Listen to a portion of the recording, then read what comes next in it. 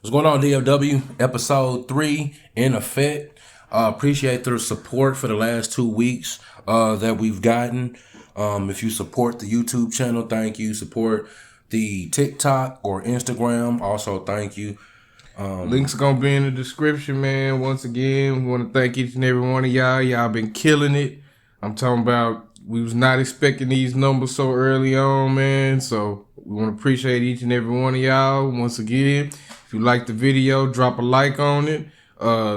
Drop a subscribe on the channel if you haven't already. Make sure you turn them post notifications on so you'll be notified when we drop a new video. And don't forget to leave your comments and everything in the comment section. Let us know your opinions. Facts. Without further ado, episode 3. Let's get it. Let's go and get it going, man. All right. First things first. From the DFW, let's go ahead and get into the Terrence Crawford dominating Errol Spence.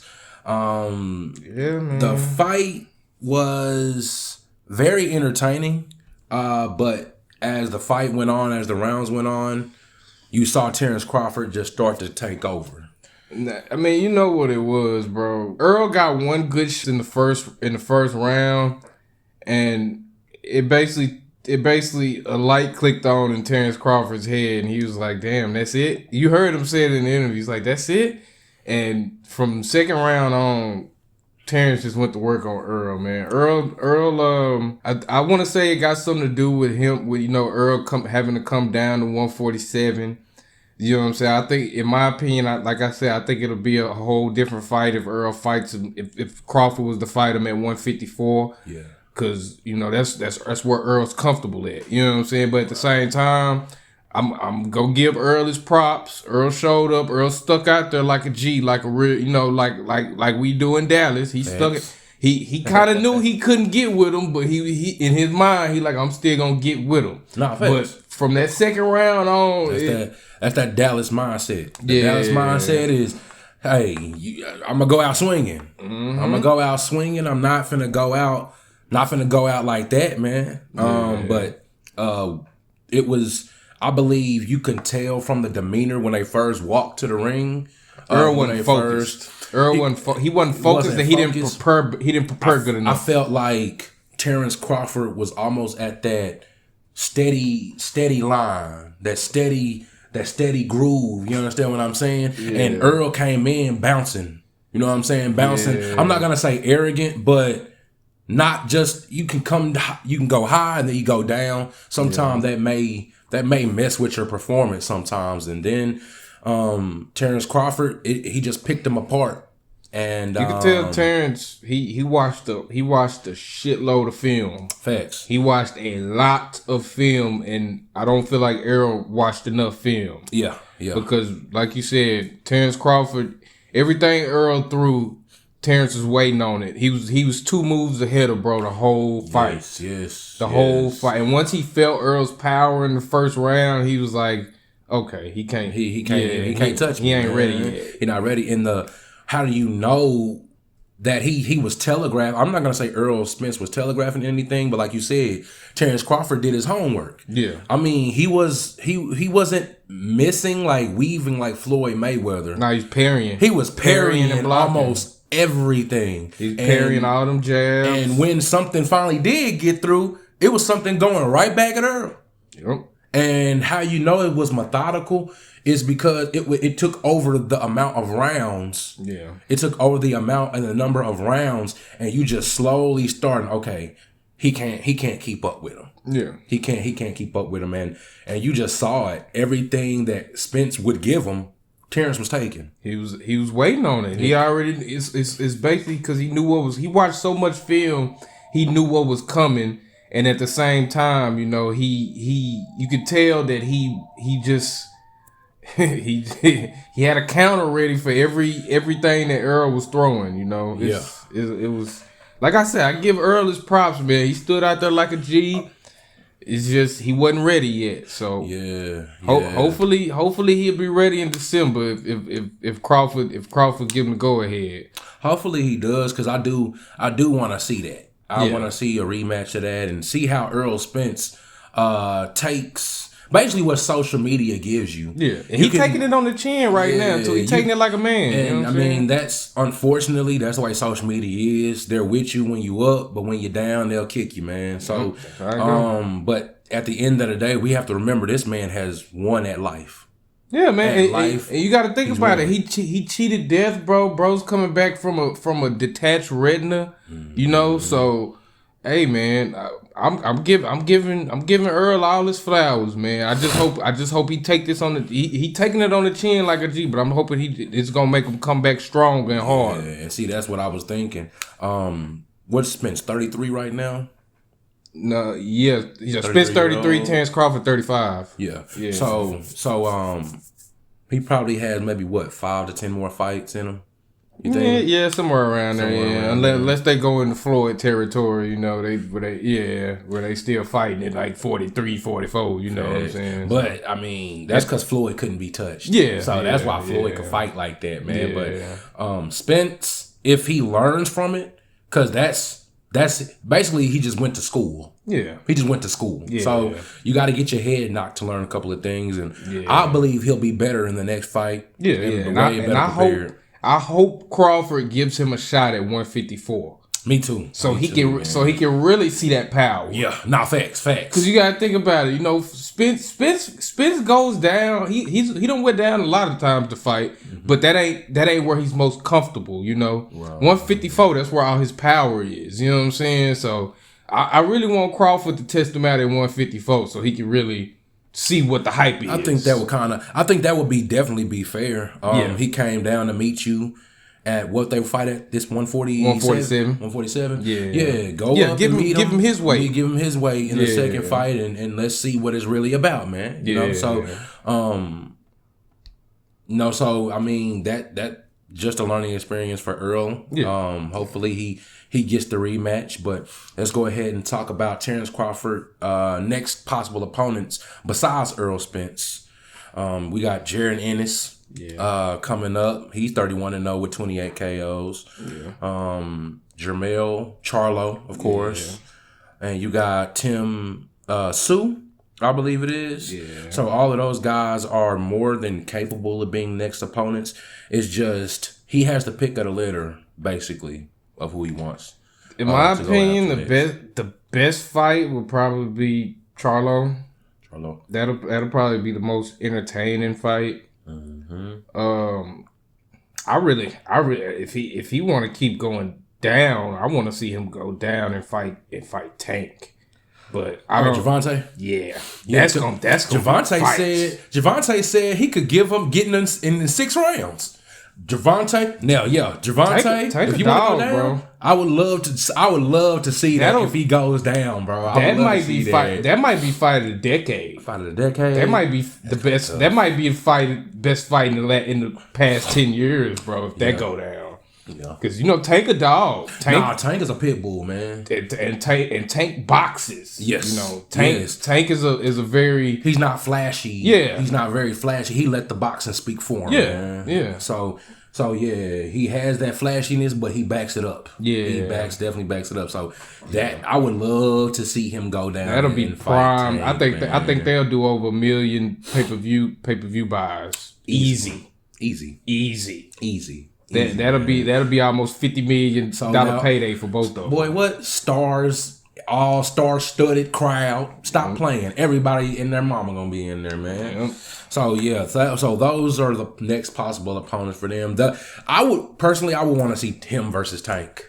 I would love to see that. I would want to see that too, man. Because he wants to go down. Yeah, go down to Tank and let Tank meet you, man. Go down to Tank. Tank gonna give you a run for your money, man. Tank a dog, bro. Yeah. But in reality, in my opinion, it's more than likely gonna be Errol in December. But if it ain't, I think it's gonna be Charlo. Just off the fact of how he was talking to Charlo After he laid Errol down, Yes. he was talking directly to Charlo. No, he pointed over the ropes to You him. next. You next. Yeah, I got you. That's for you. Hey, that's for you. That's for you. Take notes. And that's Earl boy too. Charlo.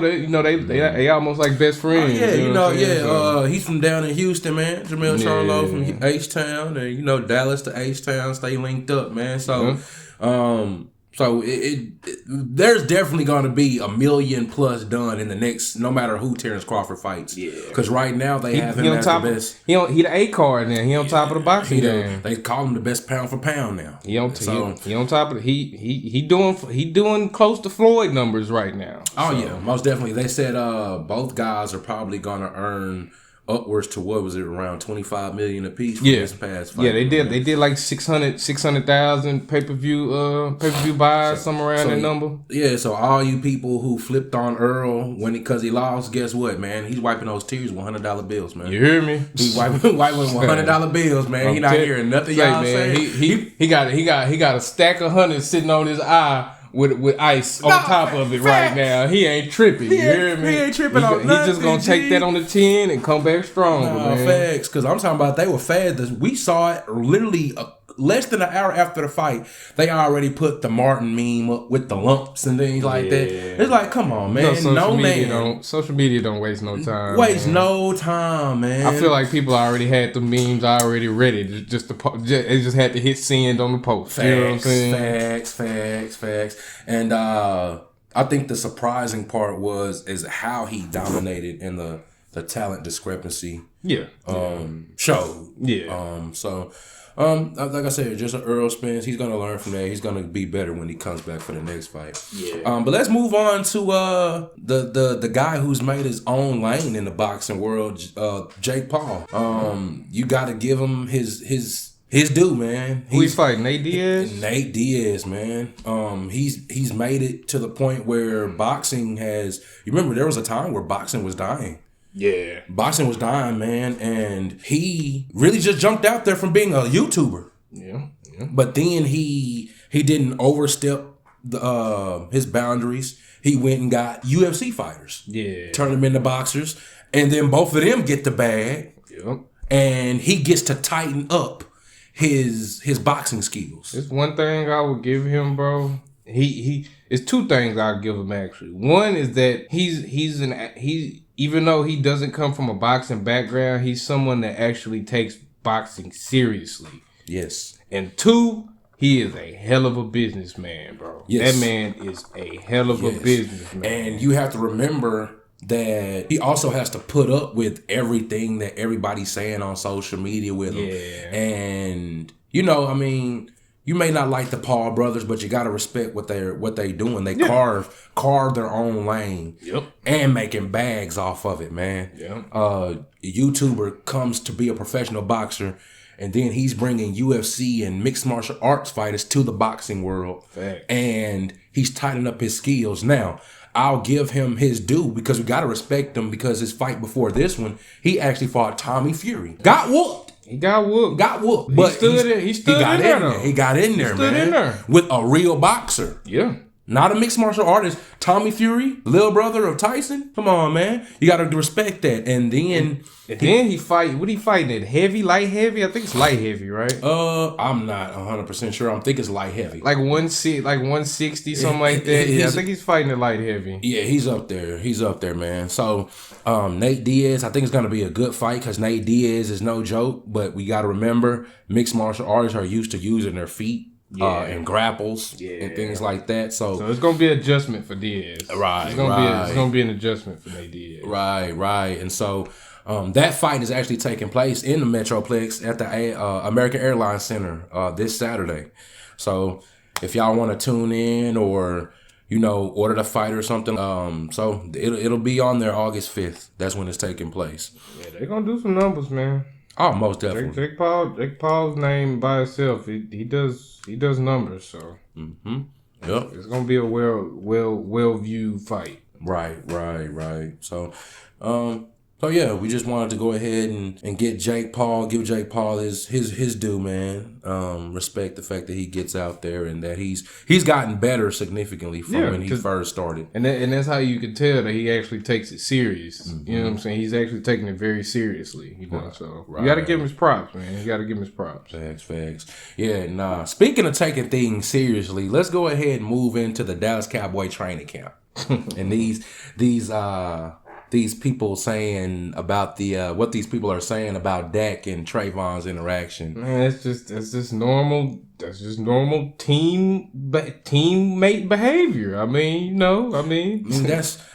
if you've ever competed at anything and been serious about it, that's come on, man. That's normal. That's normal talk. Yeah. And it was literally a survey on WFAA yesterday that I couldn't believe it was so big of a gap. Yeah. People didn't like trash talk. Like 76% said they didn't like trash talk. And those 76%, probably most of them never played a competitive sport. Never played it competitively. And I guarantee that 76% is probably the reason everybody gets participation trophies now. True. Because if you playing a competitive sport, bro, part of that is talking shit. Exactly. Especially if you busting somebody's ass, like, yes, you won't talk shit. No matter what it is, if you have a competitive bone in your body, you're gonna compete. What do we do when we play dominoes? We slam the domino. Give me 20, motherfucker. Yep. Give me 20. Yep. 25, motherfucker. Yep. You know what I'm saying? So that shit, man, shit is normal. Spades. Yep. Come on, man. And anything. And that even goes back to even when Michael Jordan was playing. Michael Jordan would talk shit and they were down. He would talk shit when they were losing. What? What?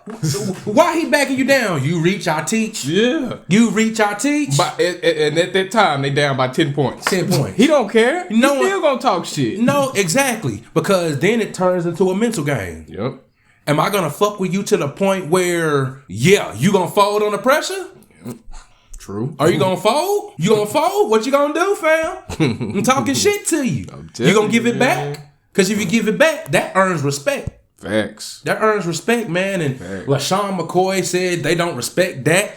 It's bullshit. Yeah, that's bullshit. LaShawn McCoy, he be talking outside of his neck, man. I ain't even gonna lie to you. Man. It's not like Shady wasn't nice. But listen, fam, you talking about they don't respect that. I feel that's a little Philadelphia Eagle coming out. Yeah, you know that's what it was. Because I guarantee when he was on that, any team that he was on, that's just the atmosphere. Exactly. We're men. We're competitive. We're gonna talk shit. Exactly. And then, especially being black men, we're gonna do that, man. Women talk shit too. Exactly. No, like I don't. Exactly. So I mean, what was Angel Reese doing in the championship game? You can't see me pointing at that ring. And you can't see me. You can't see me talking shit. Cash money shit. Yeah. Part of the game, man. So yeah, we don't. If you don't like trash talk, you might well go ahead and turn off every sport there is. I'm telling you, man. Might as well. I'm actually surprised that many people said they didn't like trash talk. And see that to me that's how they portray people who are passionate about things. Because, I mean, Michael Irvin and Diaz got the same flack being on the sideline, being emotional. He telling the defense, cut the fuck up. Let's get a fucking stop. We need one more fucking stop. Yep. But all you see is his body language. Yep. And then y'all, he's a loose cannon. He's detrimental to the team chemistry. This man giving you everything on the field. Everything on the court, wherever he is, he's giving you it all, and it's gonna be passionate about it. And that's part of that's not even really shit talking. That's motivating your team. That's hyping up your team, trying to bring the best out of them. But we know how the media portrays passionate players like that. Yeah, and then something won't be the case, but just because we don't see or hear the conversation and we're not there, they're going to take it out of context. Yep. Every time. Goes back to the Allen Iverson practice situation. Everybody, we talking about practice. Practice. We not talking the about game. Practice. Not the game that I love. That I go out here and sweat and bleed for. Talking about practice. But that's all the soundbite to make it seem like he didn't like practice. Yep. But his best friend had just got killed. Yep. And still came out and gave you 40. 40. But then they end up losing the game. So he gave you 40 and he had that on his heart. Yep. And y'all asking me about practice. That was the whole context, but you took the soundbite. That's how the media does you. Mm-hmm. When you go against the grain and you don't conform to what they like and you don't be the model citizen they want you to be, I'll say it like that, they're going to try to destroy your character. I even say this. They saying that like Tom Brady yells at his teammates. What did Tom Brady say? I did not have my wife leave me to come back and be down 2 touchdowns. I can't even remember the quarterback name, but you know what he said, bro. I didn't get divorced. Go through a divorce for this shit. Right. Like, come on, bro. Tom Brady, that's big. That's part of being a leader and, trying to rally your team and get the best out of them, So. Right, man. So, it's crazy, man. I can't believe they would think trash talk is not part of the game, man. But it's blown way out of proportion. They need something to talk about. Yeah. Rather than talk about everything else that's going on, like let's talk about Deuce Vaughn. Deuce Vaughn, 5'5", a.k.a. what we call him? Darren Sproles. Little Darren Sproles Jr. Darren Sproles Jr., man. And he's had a couple of impressive moves. And his cutting and his reading of holes is very crisp. Yeah. From what we've seen so far. And that's without Zach Martin out there. Yep. Without Zach Martin out there. So we have him impressing that count. We got Mozzie Smith, a mauler, a brawler / mauler. Yep. Straight defensive tackle that's gonna clog the paint. Gonna clog the A and B gaps. He's gonna try to clog those things up, man. Yep. And that's what they needed in the middle of that defense with the edge rushers. Yeah. They needed someone to clog that up, to shore that up. Cause now we got a pretty complete defensive line now. Exactly. So we got that threat up the middle as well as off the edge. So right. So we have that, but now to me the defense is, I want to say, almost completed. Yeah. I mean, I think it's completed now. Yeah. We up there. I mean, we was already a top 5 defense. Now we add that. Yeah. And then we got to remember we got Stephon Gilmore. Yep. That shores up the other side. Yep. And now you can a lot of things on defense, man. Yep. We can go straight man coverage. Yeah, I was just gonna say we can actually go man coverage now. What? Because if we went to man last year, they said just don't throw it to Trayvon. Yeah, let's go get Anthony Brown on that side. Turn Anthony Brown. Anthony Brown ass up. Yep. And Deron Bland actually came in, and I like Deron Bland. Yeah, he's solid. He's actually solid coming in for his rookie year. But then we still have Jordan Lewis, who may be coming back from injury, but he may be on the chopping block because of the depth that they have now. Yeah. And then he got a contract that's maybe we can get something cheaper. Like I said, Bland, he probably can slide into that slot that Jordan Lewis was in, and it's still on a rookie contract. So you may be able to get rid of that salary cap hit in terms of Jordan Lewis. But you got the safeties.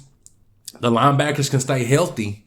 And then with bro in the middle on that line, that's gonna open it up for the linebackers too as well. So. To make plays. And one thing about it is Leighton Vander Esch, if he stays healthy, the defense is always better with him on the field. Yeah. Always better with him. That's his number one thing, though. He just got to stay healthy. Yeah, stay healthy. And I think they did a good job of not overplaying him last year. Yeah. That's why he lasted so long. So hopefully then you got a couple of young guys. You got Overshown. Yeah. You have Damone Clark. Yeah. These guys can run sideline to sideline. And they're dogs and they go get the football. So I think if everything goes right, we stay healthy, we can definitely move up into that top 3 spot defensively. Most definitely. We already secured top 5 spot, but everybody stays healthy this year, we can definitely secure that top 3 spot as the defensive unit. Right. Nah, facts. I think that's more than capable of doing with all that talent. I mean, Dallas has one of the most talented rosters, not just on the defensive side, but the offensive side as well. Yeah. The thing with the offense is everything has to be crisp. And then I'm not gonna say it has to be the perfect storm, but everything has to be crisp. Your quarterback play has to be crisp. Yeah. The offensive line protection schemes and running schemes have to be crisp, and your receivers have to be crisp. So we have picked up Brandon Cooks, which is great. Very good pickup. Very good pickup because now Gallup, he's basically just a street guy. Yeah. You send him deep and he'll go up and get it for you. Yep. But if you look at him run other routes, it really looks like it's not crisp route running at all. Yeah. And Brandon Cook's gonna make up for that because he is a very solid route runner. He's a possession receiver. You know, early in his career, you know, he was pretty much the same as Gallup. He was that deep threat, but now he's fine tuned his route running. He's fine tuned his hands. So he's a solid overall number 2. Exactly. You know, so. and no matter where he's gone, he's been productive. Yeah. He with the Rams, productive. Yep. Houston, we know what happened in Houston. Productive. He was the best 1,000-yard receiver there, especially after Andre Johnson left. He was the number 1. Yeah, he was the number 1. Yeah, so even in New Orleans. Yep. Yeah, he was solid. It's crazy. With Jameis throwing to him. Exactly. So, and imagine how many targets he didn't see with Jameis throwing to him. So, he's very productive no matter where you go. He's still going to be productive. He may not be 1,000-yard receiver this year, just for the simple fact that you have so many other weapons. Yeah. So, you got Gallup, you got CD. Yeah. He already 103 catches last year? He's gonna blow that out the water this year. Yeah. Me personally, I think he's gonna get over maybe about 110, 115 catch range. I see him eclipsing 1,200 receiving yards. Oh yeah, he did that last year. Yeah, I can see him doing that easy, like you say, blowing it out. He's gonna be closer to the 1,500 number. I can see him close to the 15 touchdowns, maybe around like 12, 13 ish, just because. I feel like Dak's going to probably try to spread the ball around a little more because we got Brandon Cook now too as well. And our dual running backs, you know, both of them are dangerous out of the backfield. Mm-hmm. If Pollard comes back solid from his injury, you already know what he's going to do running and catching. Thanks. And Deuce Vaughn, he's gonna make an impact in the passing game as well. So right. And to me, I would love to see us use him like a Darren Sproles. Yeah. And also another, to deviate off of Deuce Vaughn real quick, a player like Kevontae Turpin. Yeah. To me, can be used in jet sweeps and you know what I'm saying, things like that. Reverses and everything. Exactly. Yeah. So hopefully with Mike McCarthy calling the plays now, we'll have that stale offense gone. Hopefully we just have a little more, you know, a little more variability out there, if that's even a word. I'm not even sure that's a word, but I mean, we just need to keep the defenses guessing. Yeah, right. You seen last season, everybody knew what was coming. Almost everybody we played pretty much knew what we was calling just by watching how we lined up. So exactly, because we were running the same 6-7 plays, and that's crazy. I'm looking at the coaches on the sideline, man. They have these big old play sheets, and they're using. They probably got one post. That's Kellen Moore. That was Kellen Moore. He didn't even have a playbook. He had a play sheet. Yeah, play sheet. He had everything on one page. That's what I'm saying. But the thing about it is, he made it look better than what it was because it was two-sided. Yeah. But I guarantee he didn't use that. He probably had a sticky note, a little Post-it note, probably with 10 plays on that thing. And then under it, he was like, the other 10 plays, flip the first 10 plays. Facts. Ridiculously stale offense. So wherever he goes next year, I'm not sure, because at the same time, we know Jerry Jones loves to politic. Yeah. So he'd be all right. You know, I mean, just from his track record, wherever he goes, he's not going to be a play caller or the main play caller. Hopefully not. But to me, he was never qualified. True. I mean, the guy came straight from the third string to the offensive coordinator. You didn't go to quarterbacks coach. You didn't go to position coach. You went straight to offensive coordinator. You didn't even make it to second on the depth chart. Because that make it to actual backup before you can, call plays. And the crazy part about it is, man, Like, it's ridiculous that you went, because I couldn't fathom it, that he became offensive coordinator and just skipped the groundwork. I mean, that's Jerry though. That he was Jerry's puppet. Exactly. He was Jerry's puppet, Exactly. man. Jerry was pulling them strings, man. We know that. And to me, until he gets his ego out of everything, where he want to have a hand in everything, and you let the coaches do their job how they want to do it. I mean, Dallas fans have been saying it for years that it's been about time for Jerry to step down. He's about a good 15 years overdue, Man, so the last Super Bowl was in 96. That's what 20 overdue, really, 1996, but the evidence was evident in your face. After you fired Jimmy Johnson, you went down the tank. And he only fired Jimmy because Jimmy wasn't a yes man. Jimmy was, it don't matter what you tell him, he gonna do what he feels is best for the team. Exactly. And they tried to show you again. I'll never forget. Every Cowboy fan around our age will never forget the Dave Campo head coaching phase. 5-11, 3 straight years. Yep. 5-11, 5-11, 5-11.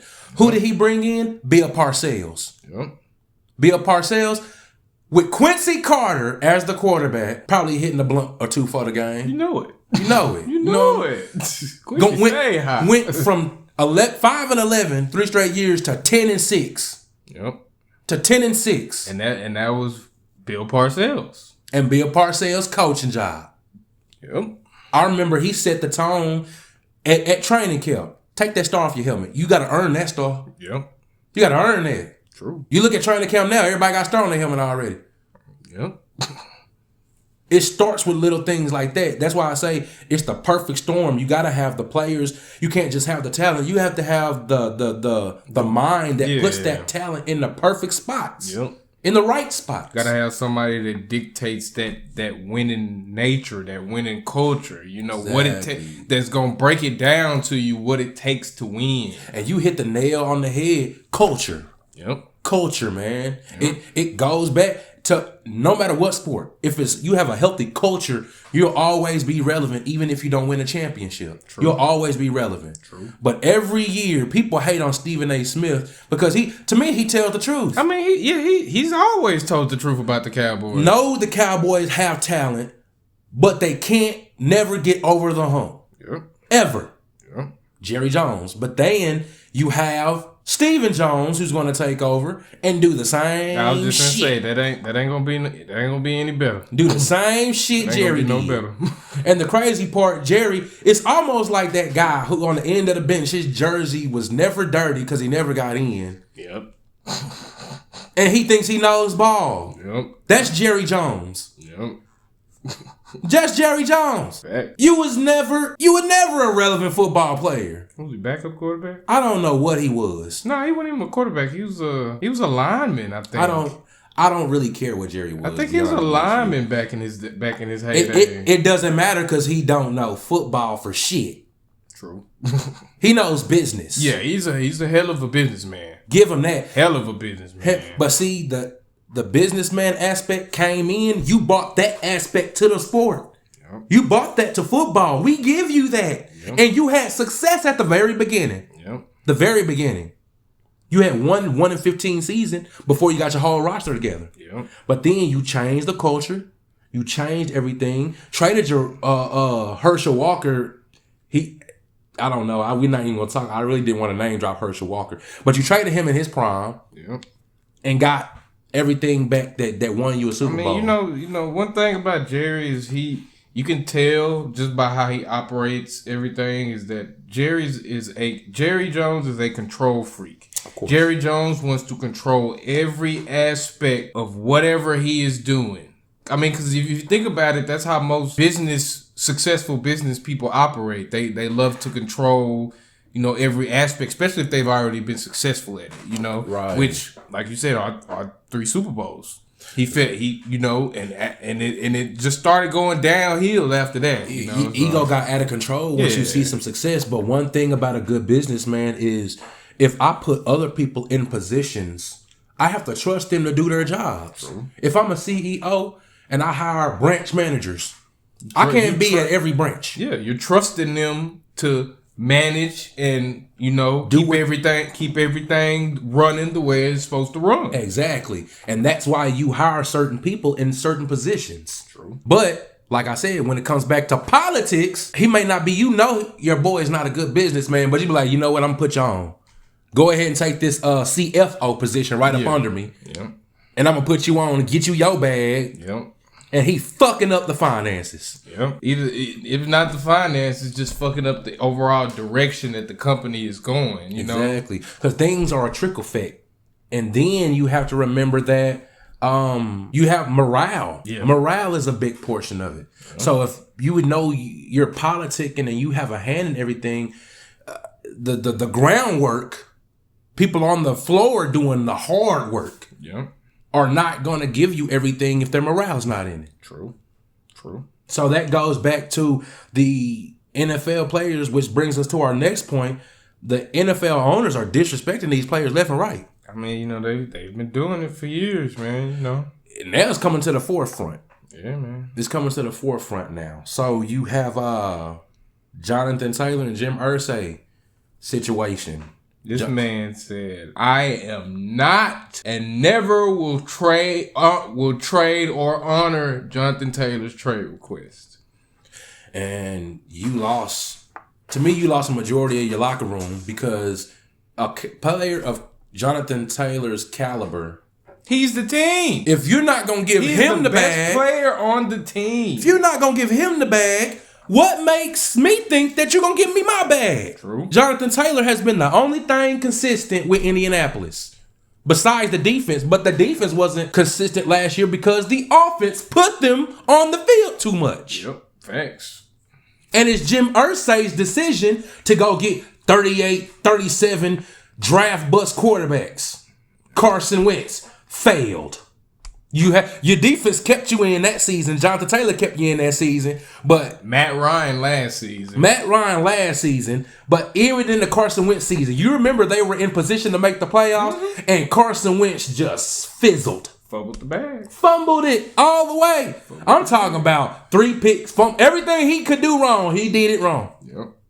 You made that decision to get Carson. You made the decision for Phillip Rivers. Phillip fucking Rivers. 40 years old, 10 kids. This man probably ain't even getting no sleep before he got to come to fucking training camp. 10 fucking kids? Facts. This man is out there. Yeah, man, I didn't really go over my playbook. I had to stay up with the baby last night. Yep. Come on, man. Come on, bro. 10 kids, 40 years old. Then your priorities change at 40. Yep. My family's most important. Yep. I have to make sure I'm here to I be able to pick up my kids and play with them. True. That's fact. You got one of the best offensive. They have one of the best offense. Still have one of the best offensive lines. Yeah. And the fact that they don't want to, and all that just is just it just comes to show why Jonathan Taylor wants out. Exactly. He that isn't a healthy environment for him. Slap in the face, man. Yeah. Slap in the face. And then that's bringing to the forefront that everything everybody already knew about the NFL. Yep. Richard Sherman's been saying it for years. Yep. Martellus Bennett been saying it for years. Yep. They do not care about you. They don't. It's a business. But then you have to remember there's a human aspect of things that you don't look at. They don't look at it. They see numbers and dollar signs. True. Numbers and dollar signs, jersey sales. Ticket sales, jersey sales, yep. What are you doing for me? Are you filling my pockets? Or are you taking too much from my pockets? Yep. Because the market has changed. You remember when triple-digit salaries were never a thing? I definitely do. You used to be lucky to get $50 million. Yep. $50 million, be like, God damn, $50 million? Yep. Whoop! Now Cass is getting $90 million, $100 million base. Yep. Deshaun Watson, $230, fully guaranteed. Fully guaranteed. Justin Herbert, $262.5 is moving up now. Yeah. So they're hurting your pockets. Not really, because you still get revenue. Owners still get revenue for sitting in the booth. Oh yeah, they're gonna get revenue regardless. Regardless. Ticket sales, advertisement deals, jersey sales, everything. All of that. They getting paid regardless. Exactly, man. So they don't care. Majority of owners. Why do you think it's only so many teams that are competing every year for either an NFL championship or an NBA championship, rather? Because most owners are content with just the money that they're making while they're not winning. Facts. So in their mind, they're like, why should we invest more money to win when I can make the same amount of revenue losing? Regardless of our record. Yeah. Right. And that's one thing. The Dallas Cowboys name has always rung bells. No matter if it's good or bad, people are talking about you. As long as they're talking about you, guess what? You're going to see that star. You're going to know who it is. Yep. Jersey still going to sell. Tickets still going to sell. No matter how they do. Yep. Crazy, man. People know.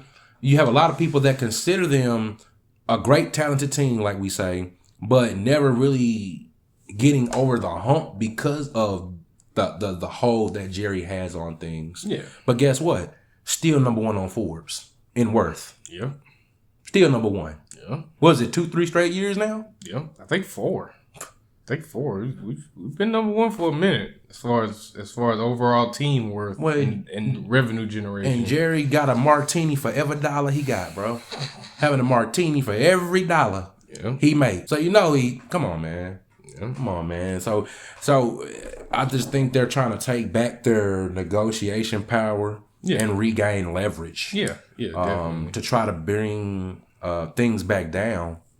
Because like I said, we in the new world where inflation and things happen. Yeah. So they're trying to bring their market down, their market value back down. Man. So it's almost similar to how we look at it, making $15 an hour in 1989, 1990. You could go and get a damn house. Yep. You understand what I'm saying? And how it is now, 15, you can barely make it. Barely make it. Barely pay your bills. Exactly. You're struggling at that point still. Exactly. But I mean, these guys have more than enough revenue. I'm telling you, these owners are content, man. They don't majority of them, like you said, don't even care about winning. They cool with the money that they're making. They're still making 10s, 20, 30s of millions of dollars. Exactly. Hundreds of millions of dollars off of the team. So right, and that's every year, man. Yeah, and I'm telling you, in their mind, they're like, why should I invest more to win? That's gonna bring down the overall profit margins that we're seeing. It makes sense in a business sense, but this is a competitive sport. Right. Right. And like I said, you have all the talent that Dallas has, and you win 11, 12 games, you still think you're right there when realistically you're not right there because of the way you want to run things. Yep. So 12 wins they had last year. You're looking, okay, we just need to build on that. And you can build on that, but you have to take yourself out of things for you to get over that hump, man. Facts. You gotta take yourself out. So you gotta go outside the comfort zone, man. Facts. Go outside the comfort zone, man. Facts. So they're trying to get the leverage back. That's why we see so many good free agents still out here. Yep. You got Dalvin Cook, elite. You got Dalvin Cook's the reason he's still a free agent is because of that pending case he got right now. Yeah. But somebody's still gonna, look, we just talked about Deshaun Watson getting $230 million with all those 24 civil cases. And you know what the number one spot for Dalvin is looking like, what everybody's saying too. The Jets. Yep. Yeah, I would love to see him. That's gonna be tough. I would love to see him. That's gonna be tough on the Jets, man. I know Aaron rubbing his hands like Birdman. Like, man, y'all need to make that happen. Y'all need to make that happen. While sipping some mushroom tea. Boy, stop playing. Yep. In the retreat, little darkness retreat, man. All of that. Aaron rubbing his hands, bro. He's like, come on. And then you got an elite pass rusher like Jadeveon Clowney still out here. Crazy. You have 3 power backs. Yep. Leonard Fournette, Ezekiel Elliott, and Kareem Hunt. Leonard Fournette, recent Super Bowl champion. Leonard Fournette. Still a free agent. That's wild to me. And these are the guys that they run so hard because they take so much contact. they're the type that you bring in the fourth quarter and they'll just run you to victory. The guys are already tired, beat up from the game. They're gonna run you to victory. I think Ezekiel Elliott, the reason he's not in Dallas this year, you saw the decline. Yeah. But he's still worthy of being a 2-back. Oh yeah. He's still solid. He could still start on some rosters, you know. It just like plus the salary. Yeah, it's the salary is how much he wants. Like, imagine Zeke on a Kansas City team right now. That's gonna be nice. You got Pacheco, you got Clyde Edwards-Helaire, and Zeke. Oh yeah, them boys gonna beat you up, bro. Every single one. That's a 3-headed dragon, bro. Man, what Pacheco runs like he angry at the ground. He's stomping the ground when he run, man. Bro, with Pat Mahomes still throwing it, bro. Like, they're pretty much if Kansas City was to pick up Zeke and incorporate him into a 3-back rotation, without Zeke, they're pretty much, in my opinion, they're pretty much a Super Bowl guarantee. They still won it last year. That's what I'm saying. But with Zeke, I don't see anybody that can beat him in the Super Bowl. But even with Zeke, you can bring back Kareem Hunt. We know Kareem Hunt. True. He's still in his prime. Exactly. Kareem Hunt is still in his prime. You remember he rushed for 1,300 yards, almost 1,300 yards his rookie year with Kansas City? Yep. And the only reason Kansas City let him go is because of him, what was it? He got into an altercation with a lady. Yeah, the case, The video came out. Yeah, the domestic case. Yeah, the lady called him an N-word. Yeah. They didn't release the audio, but then once the NFL got word of the audio, they're like, okay, our bad. Yeah. He already lost his contract, not on the team no more. Yep. You know what I'm saying? So he was up for Offensive Rookie of the Year and things like that, man. So hopefully these guys all find a place where they can succeed. Yeah. And be put into a position to win. Facts, Yeah, man. so. What you got next, man? What's the next topic? Oh man, we got of course we got to talk about the Cowboys on the top 100 player list so far. We got 6 of them. They still have to release the top 10. They released 10 more last night. Seen DeMarcus was pissed too, man. DeMarcus Lawrence. He's pissed where he was at, man. Number 99. He pissed. And I think that's gonna put a big chip on his shoulder. I think he needs it. I think DeMarcus gonna come back with a strong 10 plus sack year this year, man. He pissed. And yeah, of course. He did not like that. Hopefully that needs to motivate him, because at the same time you feel like once he got his money, he started getting more pressures than sacks. Yeah. It wasn't like he wasn't trying. Yeah. But you were paying to get the sacks, not pressures. Facts. You know what I'm saying? Because Joey Bosa and Nick Bosa, all of those who get in their bag, they still get sacks and they wreck whole games. Yep. Even if they not get to the quarterback, not even accounting for pressure, even though it is pressure, they're putting their hands up. They're getting deflections. You know, there's just so many other things that they're doing, you know, right. To where you could kind of tell the slight decline with DeMarcus, yeah. After he got his bag. So. Facts. Yeah, man. And you just felt like you said, your presence. Yeah. But too many times we've seen DeMarcus Lawrence, we be like, is he even out there? True. Where is he? Never want to get to that point, especially as a top paid defender. To where you kind of do the Simpsons meme where Homer disappears into the bush. You don't ever want to do that. No, right. You don't want to be that guy. Right. So hopefully that does put a chip on his shoulder. Being number 99 out of 100, which is still good. You still among the top 100 best players in the NFL, but it's still. I know he felt like he should be way higher. Yep, felt slighted. Yeah. So hopefully you're hungry again, man. Then you got Zach Martin all the way up at 68. You got Trayvon Diggs at 60. Dak Prescott 56. Yep. And then right next to him at 55 is Pollard. And then number 34 is CeeDee Lamb. Yep. Parsons is going to be top 10. Oh, yeah. I just wonder if he's gonna be top 5 at this point. Yeah. So I can see them. I don't know about top 5 just yet. I can see them putting them in like 6, 7, 8-ish range. Yeah, somewhere in there. Somewhere in there. Because he still has so high to go. Yeah. Because he's so good already, man. Yeah. But it's so many things that he can still do. And he can also cover. Yeah. But then I think they're going to make him, a full-time pass rusher? But like I said, you have the ability to go to man. And let's say you want to drop him out in coverage to take away the hot route. Yeah. He has that athleticism, the knowledge to do that. Yep. So you have a lot of flexibility, man. So I'm excited to see what. And it's a mismatch on his end with most tight ends if he's guarding them in coverage. Oh yeah. If they're in that 3-point stance and they're trying to get off the line, it's gonna be very difficult to get off the line. Anybody outside of San Francisco's tight end, what's your boy? What's the other guy name? Travis Kelce, Kittle. George Kittle from San Francisco. Your boy from Philly. Goddard. Dallas Goddard.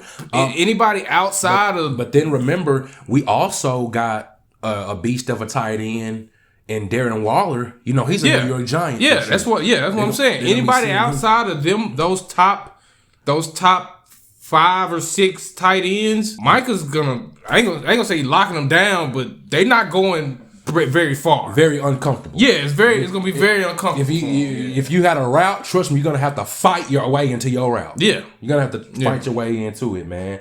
So we hopefully they exercise and everything lines up for Dallas next year in terms of health, coaching.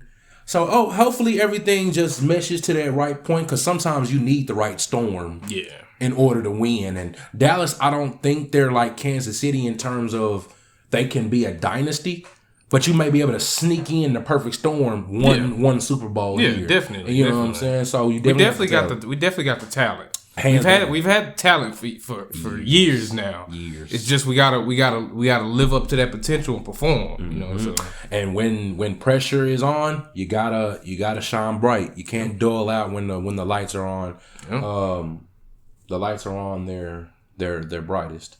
Facts. Next thing we're gonna move into baseball, man. Texas Rangers still first in the AL West right now. Yep, still going hard, man. Still going strong. Just traded for a top of the rotation guy and Matt Scherzer. He struggled to start his first game, man, versus the White Sox. First inning, gave up 3 earned runs, 37 pitches. Bases were loaded. He walked in a run and one single brought in 2.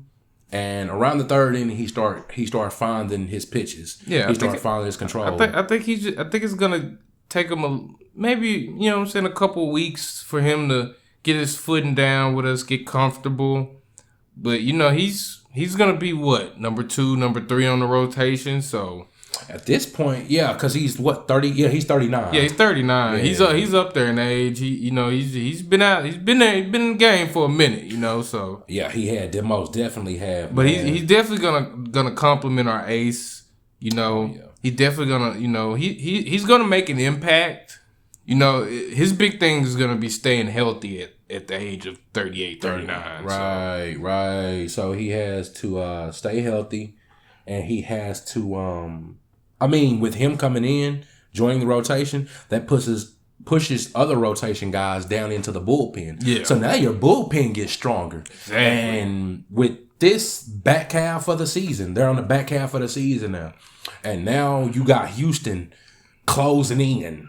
Last time I checked, they're half a game behind. That depth is gonna help a lot. Exactly. That depth is gonna help a lot. So when you have a guy that you can go to, and then he got excellent run support. Yeah. Like I said, that was the first inning. He gave up 3 earned runs. He didn't give up any more. Found his footing, found his control of his slider and his changeup, his fastball. Yep. He was mixing in pitches very well, man. He was mixing them in.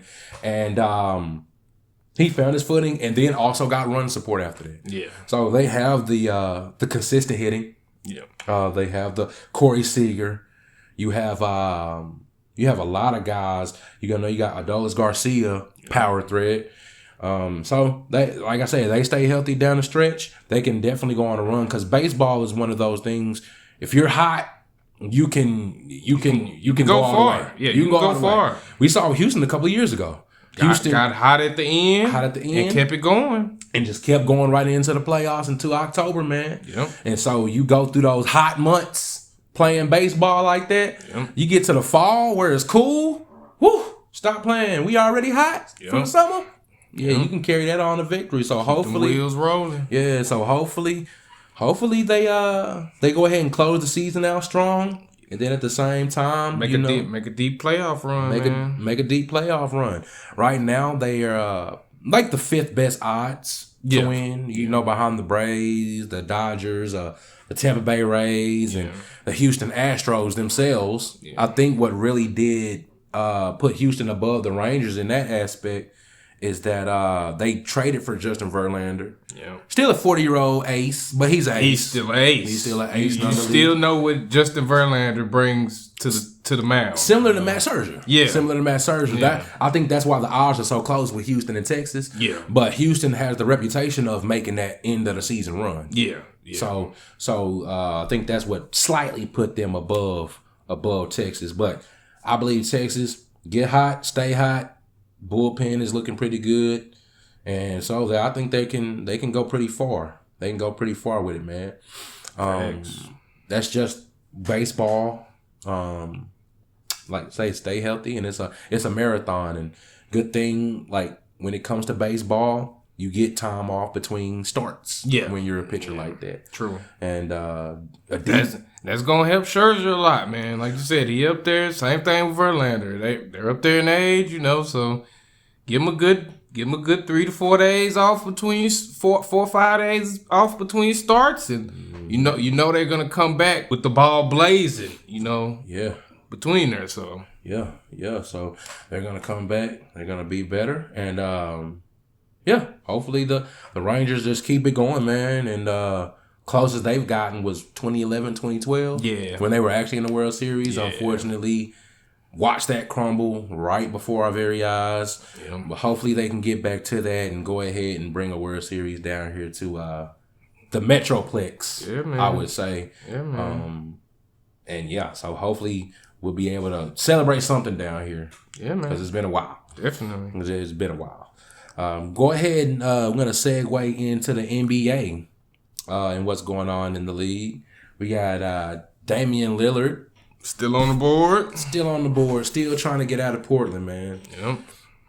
Yep. They sent him a memo regarding his trade request to try to limit the publicity of actually letting everybody know where he wants to go. I mean, most of that is his agents doing.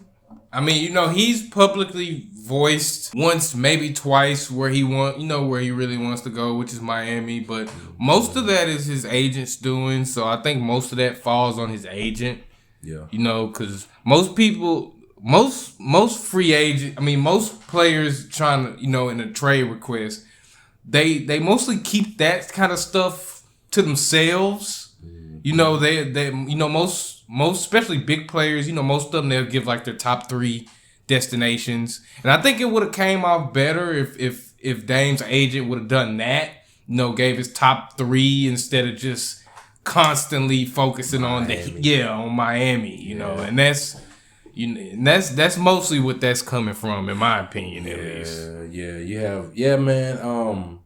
At the end of the day, we still want him to go to Miami. It's the one that makes most sense. It's the perfect fit for him, man. I mean, But yeah, so you're trying to basically eliminate the, I guess, somewhat of tampering. Yeah. Because it's, like I said, a top role player you would never think to come to Miami, and you're like, oh, Dame want to go there now? They were just in the finals. Now Dame is going to be there. It's going to be way...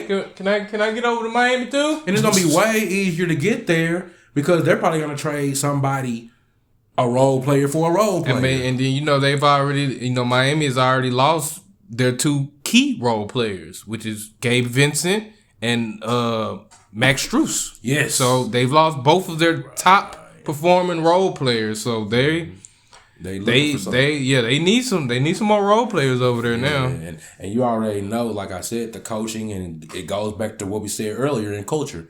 They have that culture of not letting you do too much. We're not going to play you too much. You're going to get in that role, and you're going to stay in that role, and you perform in that role. Yep.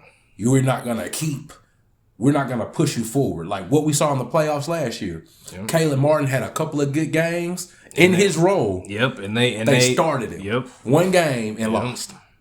Yep. Oh, back to the bench you go. Yep. If they get Dame and a couple other solid role players, Dame wouldn't even need to score 30 a game. Oh, easy. He could 25? 25, 10 assists. Yeah, I believe he can get double digits assists. They could possibly win 55, 60 games with that team that they've got if they added Dame with that. And then Dame has it's not magnified that your defense is weak when you're with a team like Miami. So who's already solid defensive. Exactly. So if he get past me, I got Jimmy rotating, I got Bam rotating. Yep. And then not like I said, not just them. You got the other guys, their IQ are off the charts. Yep. They're gonna know exactly where to be, when to be there. Yep. Trust me, Jimmy got Dame. Yep. You get past Dame, I'm gonna say before the season start. Dame, I got you. They get past you, I got you. Yeah. I got you. I'm right there behind you. I ain't worry about it. I'm right there behind you. That's why we here. on the way. That's why we here. That's why you here. You not here for that. You're not here for defense. Yep. You here to score. You here to score. You here to score and move that rock. Exactly. Yep. And then it doesn't exert so much energy for him, knowing he has great help. Yeah. It's not going to be that much pressure on him to guard the top point guards in the league because he got, like you said, he got that help behind him. So and you can mask it. You can mask that weakness, just like how they did with Steph. You know, when he first, when Golden State first started like their dynasty. You know, Steph couldn't guard shit. Don't get me wrong. Over the years, Steph has almost gotten to the point where he's an elite defender. Yeah. Because he actually defends now, and he's worked on his endurance so much to where he doesn't get tired guarding the top guards to where he can still go out there and give you 30, 40. Because that was part of their thing that they would kind of baby Steph on the defense. You know, as far as defending, just so they could keep him fresh, so he could go out there and score. So and especially over the past 4 to 5 years, Steph has emerged as an almost elite defender. He welcomed especially ever since that 2016 Heat series, bro. After that, after he was getting exposed in the switches, Steph kind of made it a priority to no, I'm guarding him. Facts. I'm gonna guard that. Facts. The elite guards. I'm gonna guard them. And even though he didn't have that ability, he still had the mindset of I'm out here. Yeah, I'm out here. Yeah, I'm gonna play you. That's why we've seen less switch. Even though they still switch a lot, we've seen less switches on the end as far as Steph guarding like that. Because we seen that Iman Shumpert interview earlier. Where that series against Kyrie, and what was Amon saying? Every time that Steph would switch off of Kyrie, they're running a double screen so that Steph has to switch back on to Kyrie. And that's part of the reason Kyrie was cooking them. Exactly. So and also on the very last shot. The game-winning shot for Kyrie. Yep. You saw Clay. Clay was on Kyrie initially. And they switched. J.R. Smith came, set a screen. Yep. And Clay, till this day, he said, I regret switching that. Yep. Regret switching that. Soon as Kyrie seen Steph switch on to him, his eyes lit up. What Shaq say? Barbecue chicken. Barbecue chicken alert. Barbecue curry chicken. Yep. There's curry chicken. Barbecue curry chicken. Spicy curry chicken. Man, I'm talking about, and it's ridiculous because Steph is as good as he is, but it's like every time Kyrie sees him, I got you. I mean, it's anytime Kyrie sees anybody. Bro. I feel like he feels the same way with the dude guarding him that Kobe does. He looking straight through you. He don't even see you. Yeah. He looking for the second and the third help defenders. Yeah, he know he getting past you. Yeah, he 3-4 steps ahead of you, man. And to stop, it's impossible to stop somebody who can do that, man. who can get to everywhere they want to and score from anywhere.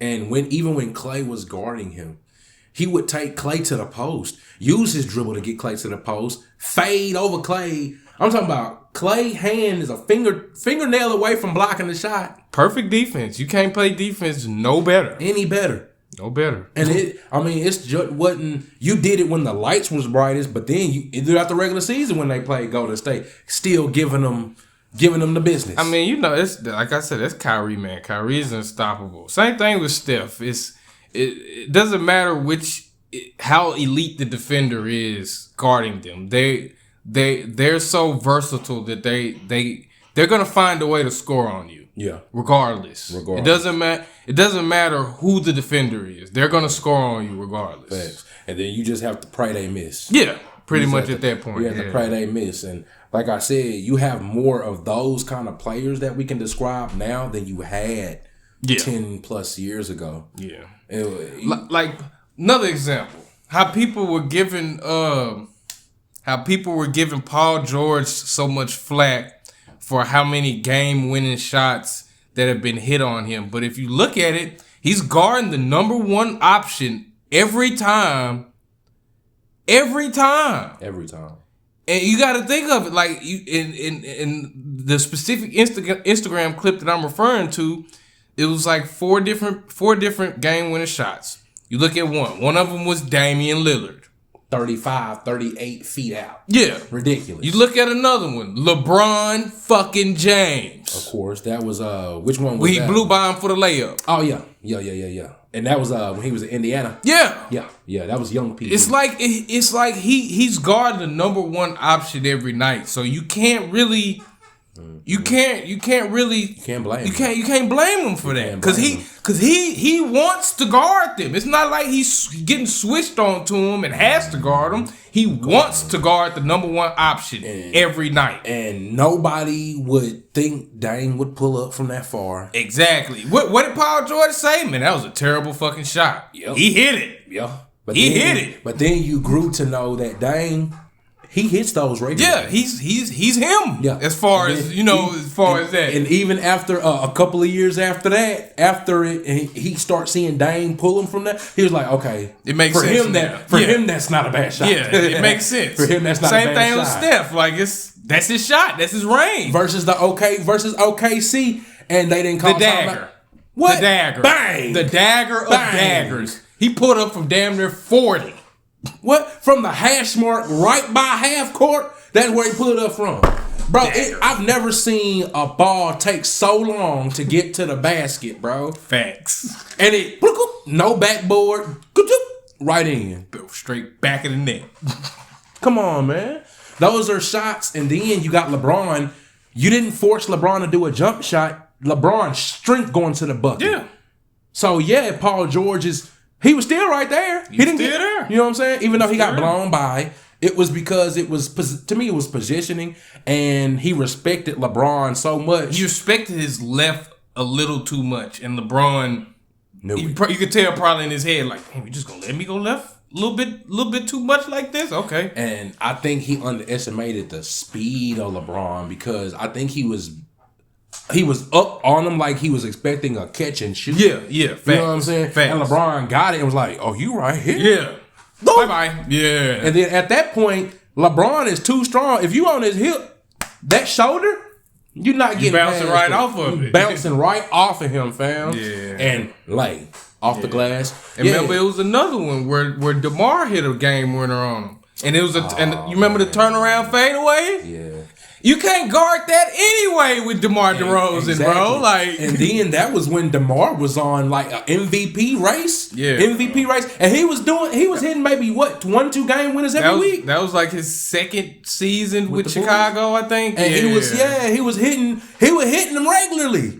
Yeah. I think DeMar had just hit one a couple games before that. We all know that as far as mid-range game, DeMar DeRozan is top 3 in the league. Hands down. There's pretty if he gets to his spot, especially if he hits you with that pump fake, it ain't really nothing you can do about it. Yeah. You know, it's You just hope he miss it, like you said. You just gotta pray that it don't go in. Right, So but like I like just to bring my point back around. You can't give Paul George flack for that when he is going out there guarding the number one scoring option on the opposite team every night. Every night.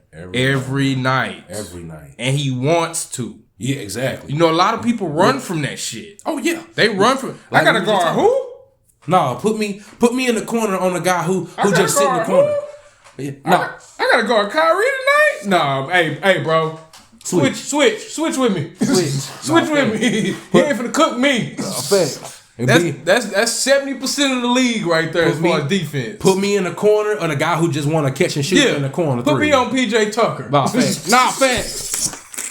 Put me on PJ Tucker. I know he not driving the score, boy. Stop playing. He gonna sit in that corner and wait for the ball. That's all he gonna do. That's all he gonna do. Stop playing. He might drive every now and then. Now and then, but even if I cut him off, you know he passing it. He not gonna try to score. Yeah, exactly. Hey, man. So yeah, people run from that shit, bro. No, man. And the fact that he welcomes that is just that shows how elite of a defender that he is. And you look at the mindset that I don't make excuses. Yeah. I don't make excuses. I snap my leg. I don't make excuses. My shoulders bum. I don't make any excuses.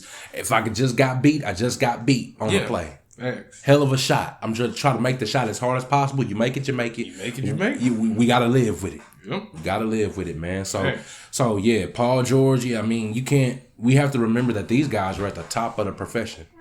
Yep. At the top of the profession. And, I mean, people get cooked in wreck at the rec almost every day. LA Fitness by guys from the hood who are just good. Who drive forklifts for a living. You know what I'm saying? He still hoop. Getting cooked. Yeah. Getting cooked. You think you can stop Dame?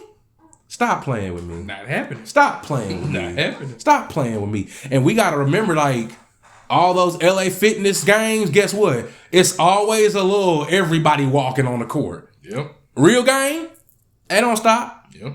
It don't stop. It's going back and forth, back and forth, back and forth, back and forth. Thanks. You may slow down here and there, but yeah, as soon as you gas, the ball going the other direction. Yep. LeBron is tomahawk. Yep. Steph pulling it from 35. Pulling up from half court. Or passing it right to Clay, corner 3. Yep. Come on, man. You can't. And that's what I'm saying. Like, the game is so much open now. Because now if you see somebody going to the corner, it's like, why are you going to the 3-pointer? You know what I'm saying? Back in the day, like, you going for the 3? Really? Yeah, he going for the 3 now. He's snapping the net every time. Now a 3 is almost, I don't want to say as sure as a layup, but it's up there. It's up there. It's up there. With players like Clay. Yeah, with how they shooting today, it's up there. It's almost about the same as a layup. Yeah. Pretty much as far as guaranteed buckets, you know, so. Right. And we all know that corner 3, Clay can do that in his sleep. Oh, yeah. Clay can do that in his sleep, and it's catch, and it's gone. Half a second, gone. Thanks. Yeah, so. You got anything else to talk about in the NBA, man? We kind of running out of time a little bit. Let's try to squeeze a couple more points in, man. Matter of fact, how far, I got a question for you. Prediction for the Team USA. How far do you think they can go in the world championships, man? In the FIBA World Championships. They got Steve Kerr as the head coach, but then they also got Eric Spoelstra as an assistant coach. They got a solid group of youngsters out there, man. They can go pretty far. Yeah. It's a few teams that's gonna give them trouble. I think France might give them a little trouble. Slovenia is definitely gonna give them a little trouble. You know, Luka coming out there trying to drop 40 on all their heads. Yeah, no, all those European teams that beat up and are extra physical. Yeah, I think are going to give them problems. Yeah, they can give us problems definitely. But I think they're going to be ready for that now. Yeah, they're definitely going to be ready. We got a lot of young dogs on the team this year, man. You can't forget about Canada. Nah, Canada tough, man. You got Jamal Murray. You got Shai Gilgeous-Alexander. You have all these Andrew Wiggins. Yep. You got all these guys from Canada. Hey, we thought before they joined the Canada team, you thought they were going to play for Team USA. True. Most people thought if you don't go into players' backgrounds like that. And didn't Wig play for Team USA one year? Nah, he played for Canada. It was Canada. I thought I saw him on the Team USA team one year. I want to say it was maybe 1 year, I think. Matter of fact, I think it was a year he was still in Minnesota. I think so, yeah. Because he was, people forget he was 23, 24 points a game in Minnesota, man. Yeah. And that's why he was so key to their championship last year, because he was one of those players you forget about. Yep. Dude, he's a killer. Yeah. And then man. And then he got the defense to go with it. Yep. So, to me personally, I think that would be like a good fit if the Mavericks could like try to fit him in there. Hell yeah. Like try to fit him in there. In my opinion, and I've said this since Andrew Wiggins has came into the league, Andrew Wiggins is what Harrison Barnes was supposed to be.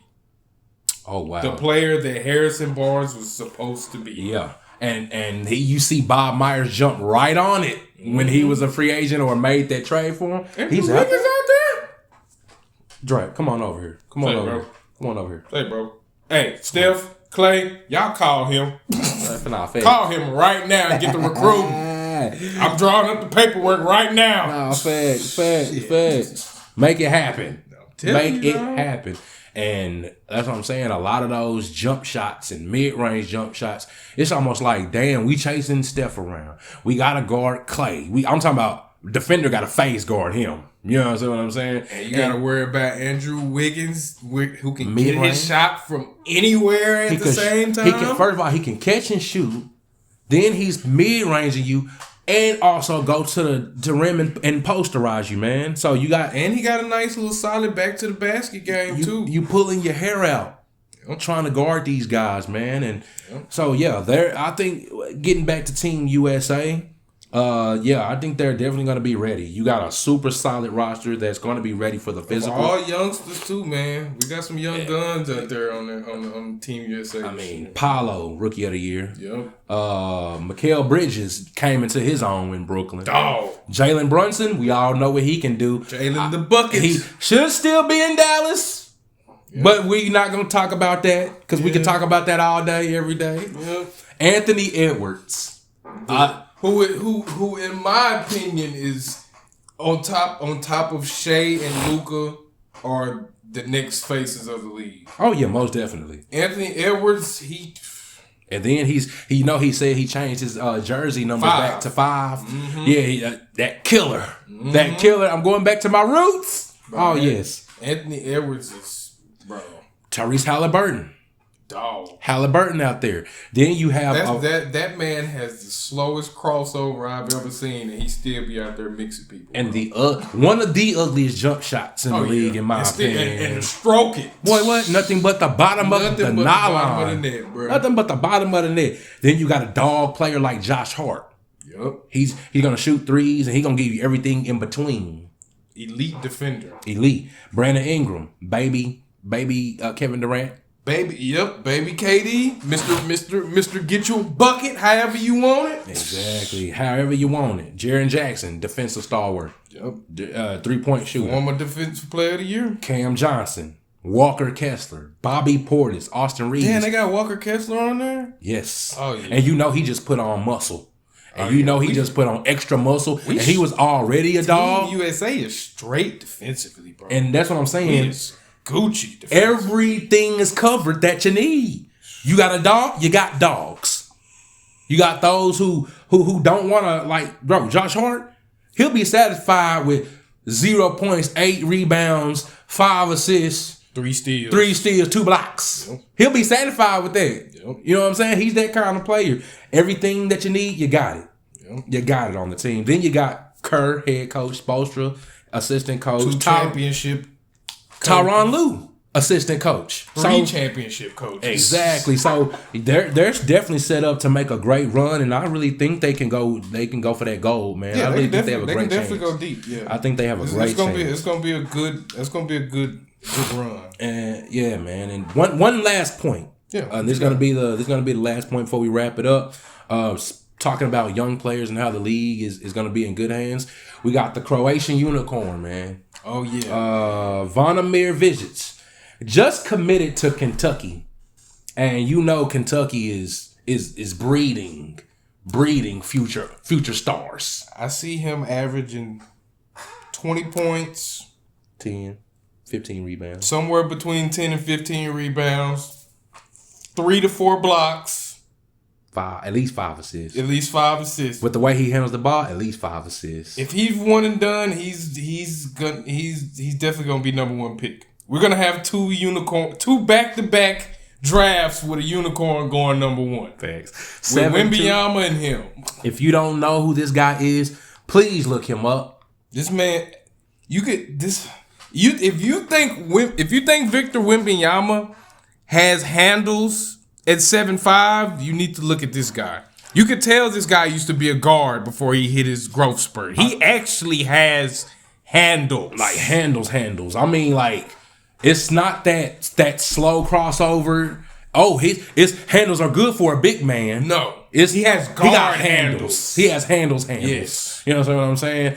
And then he already has the mentality of he wants to be better. Yeah. Like I told you, he applied and withdrawn from the NBA draft 2 years in a row. Yeah. He's already a proven 3-level scorer and a proven elite defender. Elite defender. At his age already. Yes. And he moves exceptionally well. Yes. And to me, he's... You know how big guys, you may have to worry about their foot or their knees or something like that. The way this guy moves, it doesn't look like that's going to be a problem. Hopefully he stays healthy. 7'2". I mean, if you got big feet and you're long like that, man, I mean, you basically just have to pray that you don't come down on anybody. Yeah, true. You know, and things like that. But the way he moves, it doesn't look like that's going to be a problem for him. Yeah. At all, man. So please go check his game out. Once again, Croatia. He's from Croatia. He's a unicorn. Zvonimir Ivisic just committed to Kentucky with other dog players out there. Kentucky they're gonna make a nice little run in the tournament, man. Yeah. That's gonna be fun to watch, man. I can't wait for that. Yeah, that's gonna be a real good. I feel if he's one and done, of course, I think he's gonna be top 5. Yeah, top 5, if not, like you said, number 1 overall. But if he stays one more year and really works on his game, yeah, he'll definitely be number 1 guaranteed, like unanimous, just like Victor Wembanyama was, man. So please go check this guy out. He's an amazing looking athlete, man. Yeah, man. Just dominated the Euro under 20 league. Yeah, just dominated, man. I'm talking about destroying people over there. Yes, and you know they're already playing against pros. He come over here and play these college guys. It's not gonna be close. I'm calling it right now, man. National Player of the Year. He's gonna be in the running. Most definitely. He's gonna be in the running. Most definitely. And if he's one and done, he will make the same type of impact his rookie year that Luka made. I believe that. I definitely see that. With that mindset that Luka came in with, like. Man, I done been doing this since I was 12. Facts. I've been playing against grown men since I was 12. Boy, before I'm going to cook every single one of whoever you guys put on me. I'm literally 12, 13. I don't even have hair on my arms yet. Killing these guys.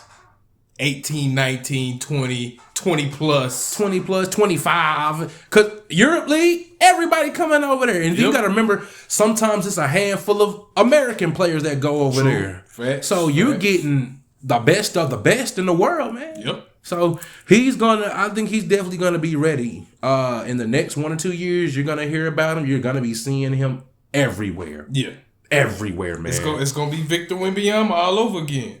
Yep. Within 2 years. Within 2 years. We're gonna have 2 unicorns come out. I have no idea what they're feeding these kids these days. But I wish I would have had it. True. When we were coming up. True. I think we were blessed to be from the water hose drinking phase. Era. Yeah. So we still got it pretty good, but the fact I think they're making these guys in a lab somewhere. Got to, man. Imagine if we were 7 foot. If we were blessed to be 7 foot. Or even like 6'7", 6'8". No, man, facts. Like with the skill that we had back in the day, like it would be crazy. Man. It'd be crazy, man. It'd be crazy. Yeah, I agree with you. I think they making these kids in the lab, man. They giving them some something. You know, they giving them something. You know what it is? It might be those chemtrails. It might be them chemtrails. Might be, man. Hey, man. They dropping chemtrails and seeing what it do to the kids. I wouldn't be surprised, bro. I would not be surprised. Man. But then that's the thing, man. They're all overseas players who are that big, moving like this, man. And that's skilled. Yeah, and that's skilled. You may have a player like Anthony Davis who was a guard and grew into his body, but yeah, we haven't seen Victor Wembanyama's and like I said, we just brought up Zvonimir Ivisic. We haven't seen players that big, and they can shoot. Stop playing. Skilled. Stop playing, man. I'm telling you, Stop playing, man. So we just want y'all to go and check him out. Please go check him out, man. He is going to be the topic of conversation in this upcoming NCAA season. Mm-hmm. So you might want to get on the train now and get familiar with him because you're gonna hear his name ring bells. He's gonna be topic of conversation in the coming months on SportsCenter. Facts. So that's gonna wrap it up for episode 3, man. Always thank y'all for the support. Drop a like, comment. We appreciate constructive criticism. Yep. We want to hear back from you guys. We actually want to interact with you guys. So go ahead and come to the YouTube page, listen, give it a like, subscribe, and we'll continue getting better with the content and growing. And we would just want to thank y'all again for listening and tuning in, man. Yes, sir. We appreciate each and every one of y'all, man. Y'all continue to kill it like y'all been killing it, man. Yeah, man, we'll see you guys next week, man, with the latest in sports news. Appreciate y'all, man. Y'all have a good week, man. Already. Stay up. Sir.